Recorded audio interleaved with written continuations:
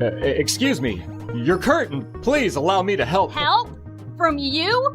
I didn't mean to offend. I just thought you should know that That I should know what? That some privileged white guy thinks his opinion matters?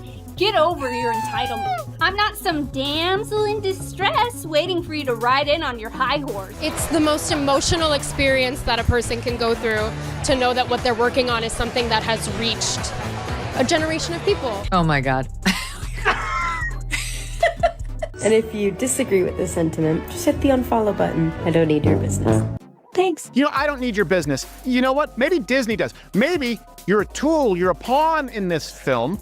You didn't write it. You didn't direct it. You have nothing to do with the creation of Snow White. Right. You should shut up and do the job. No one on the right side of America can stand the star of this movie. Yeah. Weird. I would highly advise that you boycott this film, no matter how much your children love Snow White. They're remaking the movie. They just got rid of the dwarfs. Okay, but what do they call them? Why would they get rid of the dwarves, though? Magical creatures. But they have one token dwarf amongst these magical creatures. You actually just went backwards. You actually just erased the dwarfism side of it. The disability, like we're a disability group. You just erased that whole image. The argument should have been from Peter Dinklage. There's power of being on TV. There's power of television.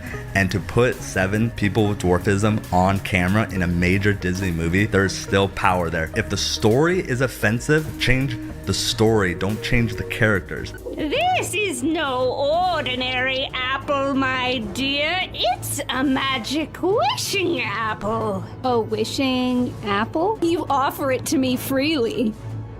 In place of the patriarchy, you would have a queen! Not white, but diverse, inclusive, and equitable! I will become the leader I know I can be! All shall love me and despair! Oh, what has she done to you? Fear not. First love's kiss can break any curse. I'm gonna stand there 18 hours in a dress of an iconic Disney princess. I deserve to be paid for every hour that it is streamed on. Oh, really? Are you having trouble paying your bills, Rachel? Did Steven Spielberg not pay you for your role in West Side Story? Did Disney fail to give you a healthy paycheck for, like, cry me a river? She's just exactly everything that we can't stand. I can also be having the greatest time and simultaneously wishing people would stop sending me death threats. I know this point has been made, but this truly is the worst casting maybe in the history of the film industry. There's something wrong with her. She's disturbed, she's unhappy, and she thinks it's about feminism and the patriarchy and about abortion. But the reality is she's just not stable, like the majority of people in Hollywood. They're just not stable human beings. Largemouth Rachel Zegler just experienced yet another significant humiliation. From The Simpsons, this time with their vicious satire of Rachel and her Snow White catastrophe, The Simpsons are going straight for the throat in their upcoming episode. Snowoke the Reimagining is the title of the fictitious film that is included in the episode. Indeed, it is just what you believe it to be. A complete parody of Disney's botched attempt to update a timeless Rachel Zegler is already overwhelmed by negative press, fan animosity, and humiliation at the box office. It got destroyed at the box office. Here's the box office numbers. The Minecraft movie made $60 million on Saturday. Snow White made $2. Disney was humiliated by the pixelated block movie Minecraft Yes, which totally destroyed Rachel Zegler's Snow White. The studio never anticipated that one of their most recognizable fairy tales would be ruined by casting Rachel. Before she began to run her mouth, no one had heard of her. And I can only hope that despite my flaws, and despite my cracks and my breaks, and there are many of them, that at every premiere and everything I do, people will wait in line to see. But the theaters were deserted. People recorded themselves entering showings where they were the only people present. I am walking into Snow White, 2 p.m., now seating. Let's see how empty it is. I hope it's off the book we go. I hope. Sound like I hear a couple of people.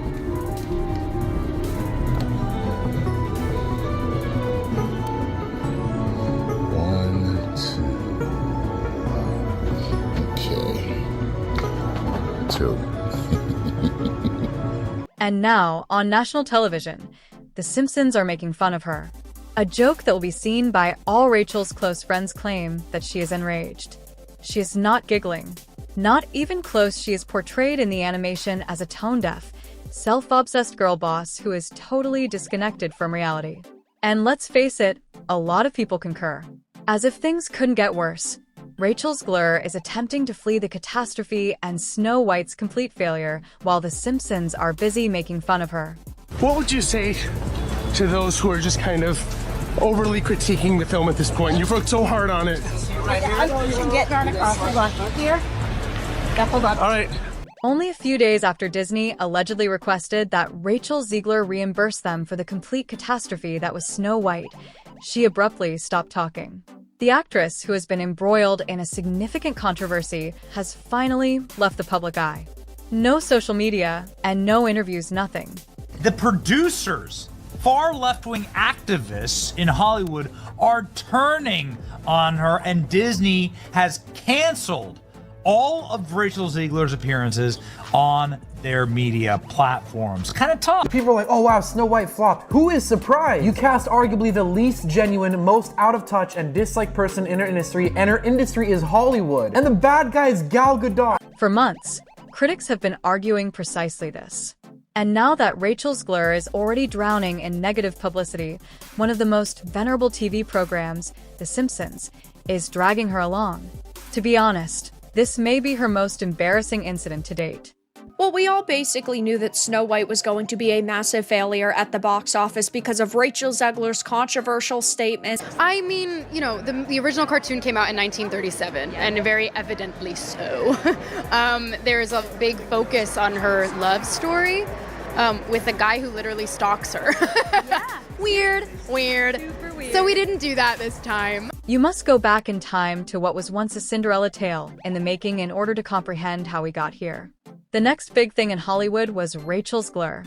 She was chosen to play the lead in Disney's live-action Snow White adaptation following her highly praised performance in West Side Story. It ought to have been her most significant event. However, everything took off as soon as the project was revealed. Rachel's interviews soon became the focus of attention, not because of the film itself, but because of the discussion that surrounded it. Rachel Zegler just keeps making things worse with the Walt Disney Company. The more that she tries to defend this movie, the more that she tries to spew her agenda onto the general public, it's only making matters worse. Not just for Bob Iger, but for whatever is left of the image of Disney as a whole. Behind the scenes, you guys know as well as I do that those executives like Spielberg are looking at that saying, Rachel Zegler can F right off. Her sound bites mostly focused on criticizing the first movie rather than the character's legacy or her joy at playing such a well-loved part. She claimed that the prince in the 1937 cartoon practically chases her in one now viral clip and that the plot was strange and out of date. The internet took off. I just mean that it's no longer 1937, and we absolutely wrote a Snow White that is not going to be saved by the prince. She's not going to be saved by the prince, and she's not going to be dreaming about true love. She's dreaming about becoming the leader she knows she can be. Weird. It wasn't simply a take for a lot of fans. She seemed to be making fun of the very core of the classic that she was being compensated to represent. I just want to tell you guys about a incredible movie that just came out, Snow White. Wow. I just got to tell you, best movie I've seen in years, and there have been some really, really good films lately. Madam Web, Rebel Moon Part 1, that movie, that transgender one with the Mexican drug lord. But Snow White blows them all away. Chat, this movie has everything. Horrifying, CGI, little people, check. A feminist princess who don't need no man, double check. Diddy dance party at the end. Double Diddy check. All this to say, go see Snow White right now. The new one. Not that old stupid one where the princess gets saved by some good, upstanding guy. Particularly as more interview footage appeared online, the reaction continued to intensify. While some refer to her as daring and modern, Snow White came across to most as haughty, rude, and totally out of touch. Did the dwarfs make it or no? Well, the CGI dwarfs did. Of course, that goes back to the original controversy where Peter Dinklage, a very talented little person actor, said, Why are we doing that? We've hired a Latina actress to be Snow White. That's progressive. But you're going to hire little people to play the dwarfs? That just seems like a step backwards. And then, of course, Disney instantly buckled and said, okay, we're going to add magical creatures. Then they got even crazier and they decided that the dwarves in Snow White weren't woke enough, okay? You're replacing jobs that people could have as little people. Okay. Snow White and the Seven Dwarfs, it's for dwarfs, you know? The expression girl boss online, Snow White began to gain popularity, but not in a positive way. All of Rachel's words were suddenly being dissected. More criticism was generated by each quotation, red carpet interview, and public appearance. Fans felt as though the magic of Snow White was fading away in front of them rather than being excited, but one moment made matters worse. Her uncomfortable relationship with co-star Galadoo at award shows and press conferences, people couldn't help but notice their odd body language, and it was hard to ignore during the Oscars. They've been in a full meltdown about this girl for a couple of years now, and how they had her tweet out like a little, yay, Snow White, can't wait, so excited, I love to play her. And she did it and got like millions of views, and they were like, good job, Rachel. And then she, like, minutes later followed it up with, and never forget, free Palestine. And isn't her co-star Jewish? Yes, Gal Gadot, whatever. Gadot. I mean, what? Yeah. Wow. They tried, they flew an executive, one of the producers, out to go visit personally with Rachel Zegler to say, could you please take that down? Because we understand you can have your political views, but those aren't really helpful while you're trying to build an audience for a movie. Maybe you could save them for like your diary and your friends, but like maybe not, maybe just take the tweet down. And she wouldn't. But my name is Gal, and I'm Jewish. And we have had enough of Jew hatred. Please welcome Rachel Zegler and Gal Gadot.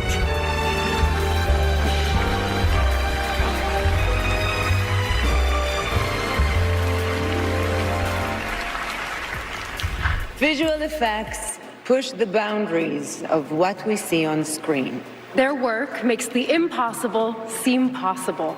With breathtaking ambition, they create magic that wraps its arms around our wildest imaginations. Here are the nominees for Best Visual Effects. Fans saw little chemistry and very little connection between them when they presented together on stage. There were rumors that Gal had decided to distance herself from the scandal and that things weren't exactly cordial behind the scenes. As all of this was going on, Disney was uncharacteristically silent. Nothing significant has changed in terms of direction or messaging. Everything is operating as usual. However, the movie itself wasn't engaging viewers. Zegler would be a miscast in that sense. Instead, she gets her name from surviving a snowstorm. That audiences walk away from this film with an understanding of the true meaning of fairness, of what it means to be fair in this world. There is a message that's been carried on for almost 90 years now from the original animated classic. That is, fairness is what is within. Fairness is to do with your heart, the way you treat the people around you, and it has nothing to do with what you look like, and that's the misunderstanding between Snow White and the Evil Queen. I think it's such an important message, and the way that Disney has elevated it and brought it to this new audience is very special. When Snow White debuted in theaters, Disney's entire marketing apparatus was in place. However, ticket sales were stagnant. It was not saved by name recognition, and the film swiftly rose to prominence as one of the studio's most contentious remakes. Alex, what has been the reaction to Disney's latest expensive own goal? Well, the reaction has been absolutely horrible. It is the worst box office from a Disney live action remake that they've ever done. I mean, they're projected to lose between $200 and $400 million on this. Thanks to a vicious Simpsons parody, that failure has been ingrained in popular culture. Classic Springfield sarcasm cuts right to the heart. What ought to have been Rachel Zegler's breakthrough moment instead became an example of how a daring rebrand may go too far. Regardless of your opinion of her contemporary interpretation, the controversy surrounding this movie ensured that Snow White would be remembered for all the wrong reasons. I truly do believe that. There's something wrong with her. She's disturbed, she's unhappy, and she thinks it's about feminism and the patriarchy and about abortion. But the reality is she's just not stable. Rachel is literally the star of a Disney movie, and she acts like she's some sort of victim. And that's the sort of mentality that is just poisoning people's minds. Like, she acts like her life is so bad. After the excitement subsided, the data revealed the truth. The IMDb score plummeted to 1.6, one of Disney's lowest ever, and the box office performance was poor. Instead of simply ignoring the movie, viewers applauded its failure by posting memes and Reddit posts titled, "How Not to Market a Movie," on social media. Then, things became more bizarre. Within hours, a phony OnlyFans account featuring an artificial intelligence picture of Rachel went viral. Even though it was false, thousands of people believed it, demonstrating how her reputation had deteriorated to the point where even an outrageous rumor seemed plausible. The movie is doing catastrophically.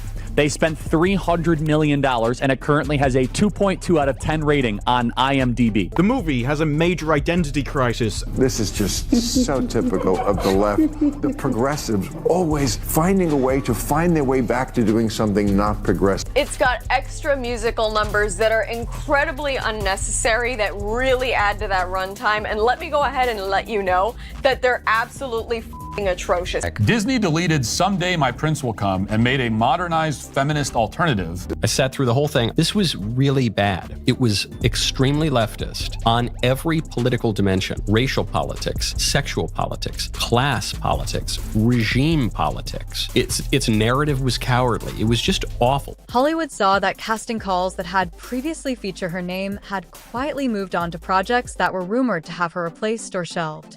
She went from being Disney's next big thing to a brand risk in just 1 year. As the dust was starting to settle, The Simpsons hit, adding more headlines to the story of a young actress collapsing under pressure from her highly public separation with actor Josh Andreas Rivera. I end their Snow Oak the Reimagining episode. Rachel Z watches her movie bomb in an empty theater, lectures the villages, and bans Princes before losing it at Krusty the Clown's performance. When Springfield makes fun of you, you go from being famous to becoming a spectacle. There is yet time for a return. A redemption arc is popular in Hollywood, but it's not easy to achieve.